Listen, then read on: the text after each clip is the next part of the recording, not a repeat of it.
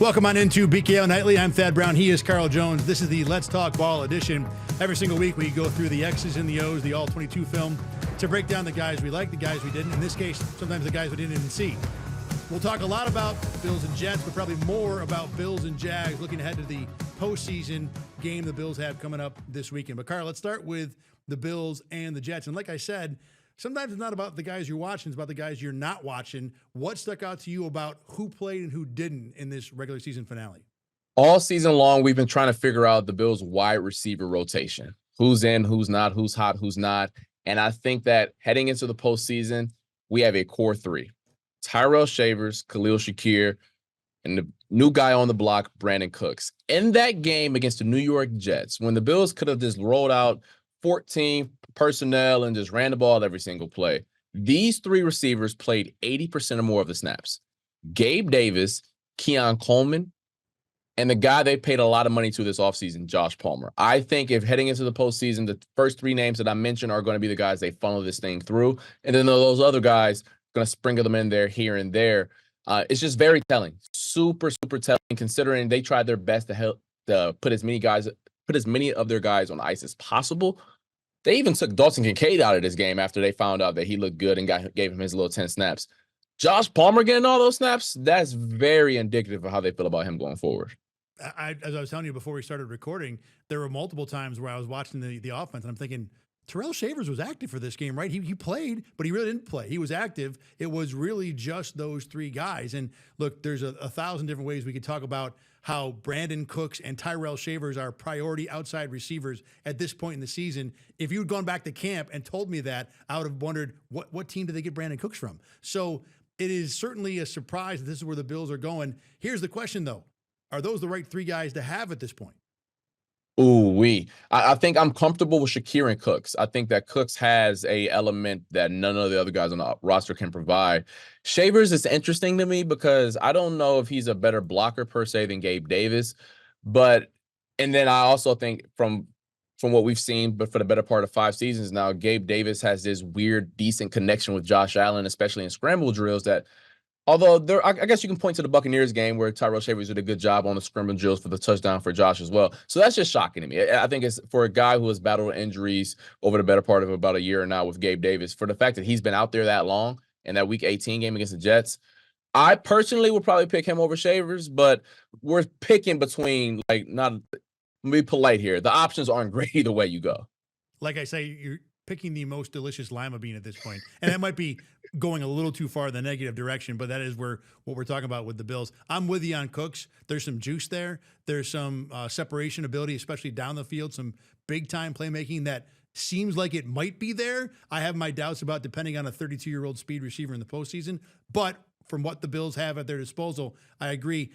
Like you, I think Davis has a higher floor when it comes to being a receiver. I think they're both about the same high level of blocker. Either guy I'm fine with. Right. But if they want to go with Shavers over Davis, I'm not going to roll my eyes at it. I can understand it. The thing that stuck out to me about the guys who did play, Ray Davis remains really good. He was tough. He was elusive. He had good vision. And for a Bills team that right now relies so heavily on the run, yeah, James Cook has been fantastic and he's been healthy. But if something happens, even if it's in the playoffs, I think you go into the postseason feeling really good about what you got, number 22. I sat down with Ray Davis about a month ago, and he talked about how this season didn't go exactly as planned for him, so he embraced his new role as a kickoff returner. But then he said that he also understands how the league works now, and it's a business.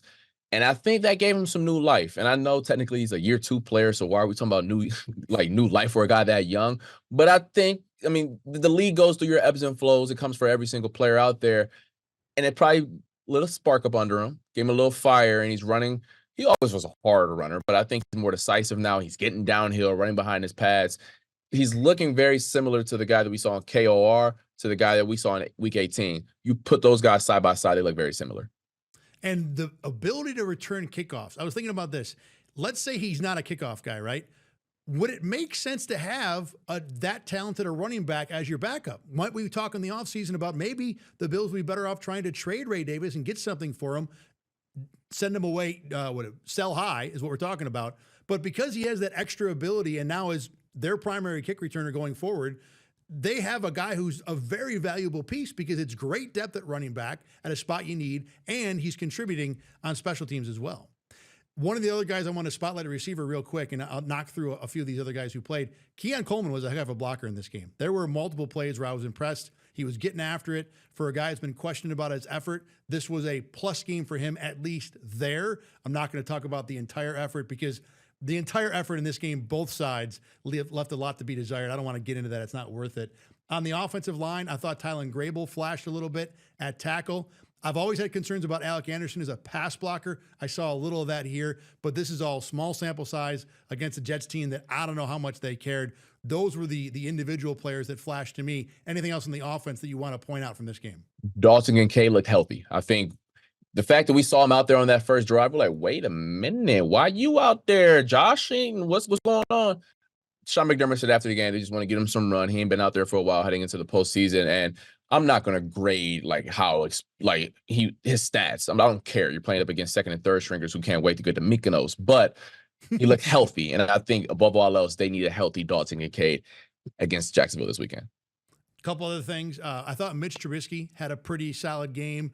The throw to Reggie Gilliam on the sideline on the run. That's a nice ball. He had another good one to Ray Davis in the third quarter. The Gabe Davis one, you're getting some help there, but at least on a fourth down, I get what you're thinking. And he did make a little bit of an effort to provide the Jets their only interception of the year. But I thought overall it was a plus day for Mitch Trubisky. On the Jets side, I just want to point out Harrison Phillips, who obviously is a former Buffalo Bill. That dude can still ball. He was one of the few guys who was playing and who was having an impact. I think there were a couple situations where you could see him not really going 1,000%. But if you want to talk about guys who might be available in the offseason for a Bills run defense that needs lots of help, bringing Harrison Phillips back is not the worst idea in the world. Let's flip over to the defensive side of the ball. Give me anybody who stood out to you off the bat from the Bills side. I mean, this is kind of like the low-hanging fruit, but I was really locked in on Joe Andreessen for a litany of reasons because of the fact that his connection to Highmark Stadium, and I just thought he was just flying around with his head on fire, and I think that's just always dope when you just see a guy who's bottom of the roster, week 18, guys are running through the motions, making sure they don't get heading into the postseason, and he was out there thumping still. He may not have always been correct, but he was hitting opposite color, which I can always appreciate as someone who is no longer doing that. So I just thought that he stood out for me.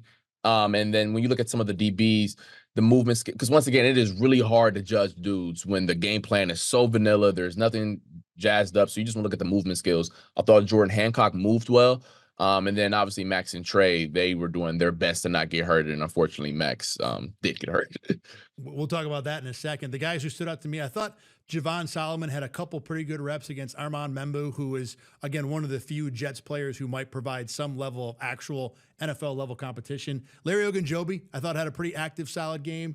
And I like Dorian Williams. I thought he was responsible, to be honest, was the word I'd use in a couple different spots for his game, which for him, a guy who we've talked about in years past being chicken with the head cut off kind of thing, this was certainly a show of improvement, too.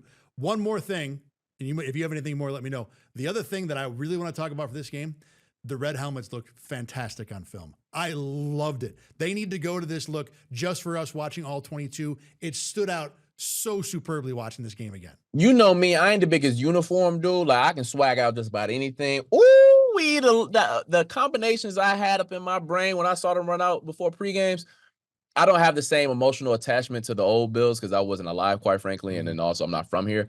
But I saw those combos, and I was like, the white, I could pull out the red sleeve with the socks. Oh, man, they were beautiful. And then you watch them back, like you said, under the lights on the All-22, they were even sexier. In person was great. I was surprised how much I liked him. I didn't cover this team. I'm trying to think, I did cover some of the red helmet stuff early. This looked better. I don't know why. Maybe it's just fresh, but I enjoyed it in person, and I enjoyed it even better on the All-22.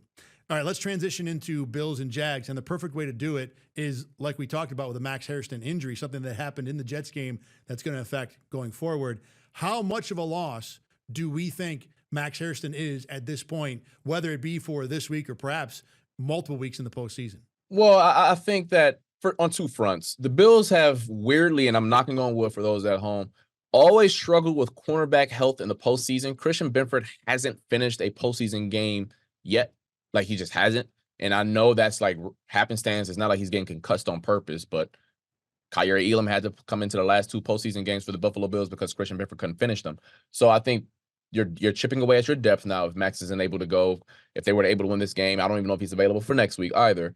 And then I think also we've talked about it all year. I think Trey White is playing at a great level considering what you got him for in the offseason, but Max just also offers a different element, a different tool in his tool belt that Trey White, quite frankly, can't get at this point in his career. And when I think about this game against the Jags, I don't know where they're going to put Christian Benford, and they'll probably just ask him to do the Brian Thomas Jr. thing because Jacoby Myers moves around so much. But then if you don't put CB on him, I like Trey. I don't like Trey against a guy who runs like an Olympic sprinter. So I think it limits your flexibility, I guess is the word I would say, when you don't have a guy who runs 4.2, is springy, can go take the ball out of the air. And to me, the other part that I would say is that you have lost pretty much all your safety net. You're going to go with CB and Trey White and hope that that works. And I agree with you. I think if you told me that Trey White and Christian Benford played 100% of the snaps on Sunday, then it's almost no loss because right now Trey White's the better player. I think if Max Hairston was healthy, I think Trey White might still play 100% of the snaps on Sunday against the Jags. And you're right, the Brian Thomas matchup, to be honest, I don't think it's a great matchup for Trey either. He has always struggled against bigger, more physical receivers, and especially at this point in his career, it'll probably be more difficult. But if they do get 100% of snaps from Trey White, in general, he's playing at a very respectable corner 2 level, probably a good corner 2 level. So if everybody stays healthy, the Bills are fine. But after that, man, if someone goes down, I don't know what we're talking about when we go into this game against the Jags. Let's talk about the Jags. And this is a team that has been confounding to me most of the year. I didn't buy in at all until that 34-pointer they dropped on Denver, and that made me sit up straight in my seat. Let's start with the offense. There's a lot of different ways we could go with this. I think maybe receiver is where I want to start because, yeah, Brian Thomas Jr. was the superstar allegedly coming into the season, but really it's Jacoby Myers and Parker Washington that seem to be carrying this offense. They've been the grown-ups for the Jags offense. I think is the most appropriate way to phrase this. The Jags, quite frankly, the entire Trevor Lawrence tenure have felt immature. Like they've let a lot of Lawrence is a part of that too. Correct. Whether it sprays down the field or it's like, buddy, the dude's wide open. How do you miss him that bad? Or it's a pre-snap penalty, or there is a personal foul after the play, and it's like, hey, what do we do? Drops. Don't get me started on the. Anyone who has been on Twitter for the past 2 years, the Jaguars have had the worst drop compilation I have ever seen in my life, and I watch MAC football every week. I promise you, the Jags are worse. But then once they insert, and Brian Thomas Jr. contributed to that for like the first 6-7 weeks of the year. Remember the whole discourse where Trevor Lawrence was giving hospital balls to his receivers because no one wanted to catch the football in the first month? Jacoby Myers shows up. Britton Strange gets healthy, as well as Parker Washington step up in the lineup. Travis Hunter, I know he's going to be a good player in the future, but then he leaves the lineup. Some of that immaturity, that youth, they don't have to deal with anymore. And now they're buttoned up. They're professional guys, are going over the middle, catching those hospital balls. And I think it properly slots everyone into their roles and to where these aren't your same old Jags. I don't know the ceiling, but that Jags team that we saw last year, the year before that, where you're like, they're going to shoot themselves in the foot. I don't think that's the team we're going to see Sunday. To your point about what those 2 receivers have provided, to me, the thing that stands out is how good they are at the catch point. Jacoby Myers has some of the best hands in the NFL. And I don't know if they're hospital balls, but Trevor Lawrence is not Mr. Pinpoint accuracy. And Myers does a really good job of making those things still work by being good at the catch point. And then Parker Washington, who will drop a couple here and there, but he's generally solid at the catch point, and he's good after the catch too. So now you've got 2 receivers to where Lawrence doesn't have to do it all on his own. He doesn't have to dot balls. He doesn't have to throw for 8 and get 8. He might throw for 8 and get 30. And it's, to me, that's what makes this offense go, because Brian Thomas Jr., for as much as he dominated in year 1, he might be receiver 3 on this team right now, maybe even receiver 4 if you want to include Strange on that. The other thing that stands out to me among the pass catchers is that there might not be a wide receiver 1, but boy, this to me is what everybody eats should look like. This is everybody eats with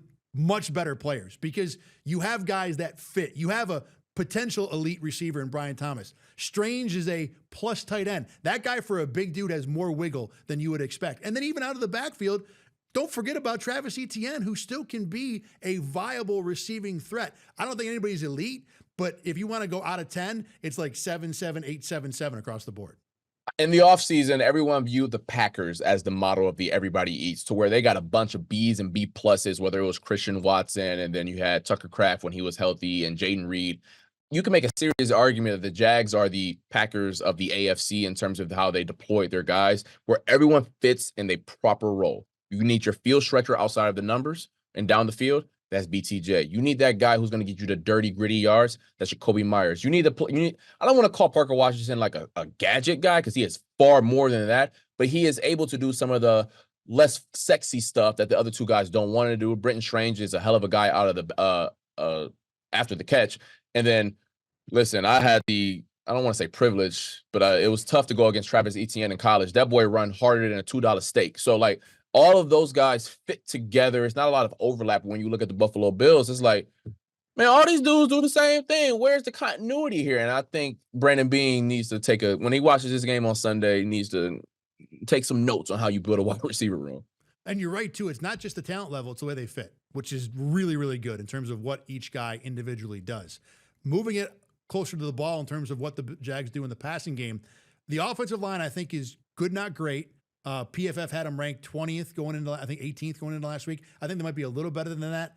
But what makes this work is that the offensive line, because I watched the Denver game. Like I said, that's the one that made me stand up. I wanted to see how the heck did they put 34 in that defense. Well, in the passing game, the offensive line is better than you'd think. They are able, I imagine it this way. You got a dam, right? And there's all kinds of holes in it. Well, the offensive line can get a bunch of holes, but they can't get all of them. But that's okay because Trevor Lawrence is still mobile enough to handle whatever leaks through. And because of that, in that game, they had as much time as they needed just about every snap to find a throw. And with Lawrence having the cannon, and I've never seen a guy who throws at 105% every single time in a game, right? You've seen it too. So you give Lawrence a chance to sit back there, and no matter what kind of coverage you're in, even if the window's tiny, he's going to laser beam a ball into a spot. And then, like we said, Jacoby Myers and Parker Washington are going to make it shake. This is how this passing game, and this is what this offense right now is all about. They have literally just enough across the board to make it work. I know the Jags aren't the most popular team on the planet, so for our listeners, you probably haven't seen them a bunch, but you probably have seen Justin Herbert a bunch. And not the current Chargers offensive line. That's an abomination. But like some of those units that have Joe Alt and no one else, or Rashawn Slater and no one else, to where they can hold it down for majority of the game. But then you need, for let's say 85%, you need your quarterback to make a play and make those guys right in front of them for the rest of the 15%. Over the past 2 months, that's been Trevor. Yes, that Broncos team was the best pass rush they've seen.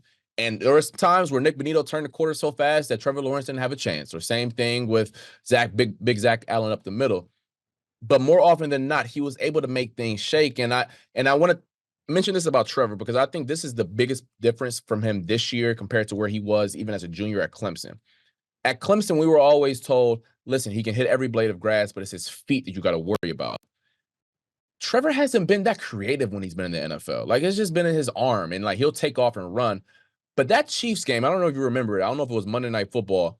He was making so many plays outside of the pocket, scrambling down the field, buying 1/2 of a second, 3/4 of a second to give his guys time down the field. And I think that's the most dangerous part of this Jags team. The receivers are great, but it's Trevor's ability or willingness, to be creative that the Bills are going to have to make sure they keep intact. And to be fair, the Bills did a good job with Drake May and other scrambling quarterbacks, but that's the style that Trevor is. The offensive line is probably a C+, B-, but Trevor more often than not can make them B+.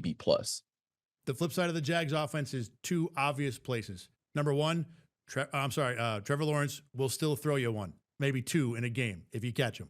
Number two, they just will not run the ball. They just can't. They won't do it. Etienne's a talent, but they're just not able to open any kind of holes, which makes it weird because this is, I think on both sides of the ball, really, it's going to be good on good and also bad on bad, in terms of the Bills' pass defense against pass offense and run defense against run offense. Going back to the secondary real quick, because we talked about this last week with Josh Reed on BKL. What's your take on how this Bills pass defense as a whole stacks up with this pass offense? Because we thought that the different variety of good but not great Bills defensive options might be a good look against the same kind of thing the Jags have at receiver. I think that they match up well on paper. It all comes down to how well those edge rushers can dominate. If those edge guys can get you 5 plays a game, 5 plays on Sunday, a pressure here, make them step up there, make a spray there, I think those guys in the back end, you trust enough to just stay in your base stuff where we don't got to get super duper creative. Like that Bengals game where they were just throwing stuff at the wall, like, hey, we gonna try this, that, and the third. I think they can stay within their base rules because we've spoken glowingly about the Jags, but none of those players are Jamar Chase or AJ Brown or Justin Jefferson, where they completely can take a game over in one play. Or maybe EJ can if he gets a post down the field. But I just think that I would feel comfortable up against these guys if the pass rush can give me those 5-6 plays like I talked about. I'll tell you, I'm not sure about that. If I'm the Bills, I would run lots of blitzes. That's what the Colts did the second last game of the year. They actually had some success against the Jags, speeding Trevor Lawrence up, making him make some bad decisions. Because I don't think the Bills, if they sit back and play zone, even if they play it well, is going to work. Because again, Trevor Lawrence is going to be able to find his way into the small window. So this has to be a pressure game for the Bills. And if you can't get it with the 4, and I'm not sure if they will, I think you got to start sending guys and hope, because whether you got 7 or 4 back there, the windows don't have to be big. Trevor Lawrence is going to hit them. Move on to offense. Yeah, it's cool, man. Okay. I'm sorry, Jags defense. I mean, Bills on offense. Either way, this defense to you is kind of unique, and I want you to lay out exactly where you're coming from with that. Yeah, shout out to Cody Alexander. He does a really good job on X of just like laying down every single week. He puts down this defensive profile of all the teams across the NFL, and I'm a nerd and a geek just like him, so I listen to it. So for those at home, I'm just going to give you 2 different defenses stylistically so you can give you the quick synopsis of this. When you guys watch the Kansas City Chiefs and Steve Spagnuolo, you're at home like, oh my gosh, they're blitzing from the parking lot. Why is the safety in the A-gap? Holy cow, everyone's all these moving parts. But then when you watch, let's just say, the Baltimore Ravens or the Houston Texans or the Seattle Seahawks. Big Fangio. Bingo, the team you guys just saw a few weeks ago. It's not a lot of moving parts. It's static. Too high, the buzzword that everyone wants to talk about. The Jags have somehow found a way to live in both of those worlds and make things work. They do a lot of creative stuff, especially on third down, where I'm like, why is the safety in the A-gap? Bro, what we doing here? But then he'll find a way to get and buzz into deep third. And then they'll also just be like, we dare you to run the ball on us like it's a big Fangio team. So I think that there's not a really good comp because every week, oh, what's this team similar to? Offensively, I can find that for you. Defense, they own their own little beast because they don't have these star players either. Like Josh Hines-Allen is really good. Outside of him, I don't know. Devin Lloyd has played really well too this year. But like, we're not talking about like the Ravens from 2023 or the Chiefs from the year before that. These are a bunch of good to solid players, and they found a really good way schematically to make them play better than that. The one thing that I do like about this Jags team is they may not have talented players, but they got physical dudes. When you talk about Trevon Walker and Eric Armstead and Lloyd and Hines-Allen, and to me, that's what stands out about the Jags, who are number 1 when it comes to run defense, depending on your metric. They're very good no matter what metric you look at. And it's not a whole lot schematically. They just got guys up front that are generally better than you. And that'll be a fascinating matchup for the Bills' offensive line because their guys have been that too.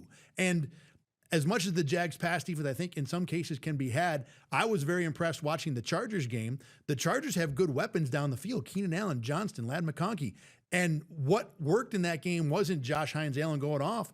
They covered the heck out of those guys down the field. So the Jags, at least on paper, are weak when it comes to pass defense. But to your point, in that Chargers game, they showed an ability to get after you down the field if they do things right.